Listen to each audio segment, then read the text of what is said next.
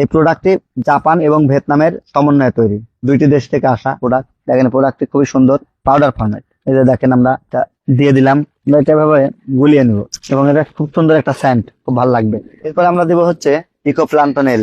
এটা হচ্ছে সবুজ কালারের একটি সুন্দর প্রোডাক্ট। তারপরে এটা সুন্দর কালার চলে আসবে। এটাতে পানির সাথে সহজে মিশতে চাইবে না, আপনারা একটু ট্রাই করলেই সুন্দরভাবে মিশে যাবে। এটা খুবই সুন্দর একটি প্রোডাক্ট। এটা আপনারা পানিতে যেখানে এয়ারটর দেওয়া আছে এয়ারটরে দিয়ে দিবেন। এয়ারটরের কাছে দিলে সুবিধা কি, পুরা পুকুরটা অটোমেটিকলি হয়। আর যদি এয়ারটর না থাকে তাহলে একটু মগ বা কিছু দিয়ে পুরা পুকুরের ধার দিয়ে, চার ধার দিয়ে আপনারা সেটা দিয়ে দিবেন। 2 থেকে 3 ঘন্টার মধ্যেই এটা দেখবেন যে পুরা পুকুর সুন্দর সবুজ বর্ণ হয়ে গেছে। আমি আজ থেকে 7 থেকে 10 দিন আগে একটা দিয়েছি, এখনো আমার পুকুরের কালার সুন্দর আছে। তো আমি সেকেন্ড ডোজ দিলাম। এই প্রোডাক্ট ব্যবহার করলে এই পুকুরের জন্য 1 বিঘা পুকুরে আপনার যত্ন আর এক্সট্রা কিছু দিতে হবে না। মাল্টিভিটামিন লাগবে না, গ্রোথ প্রমোটর লাগবে না, আপনার জীবাণুনাশক লাগবে না, জিওলাইট লাগবে না, ইউকা লাগবে না, সার দিতে হবে না।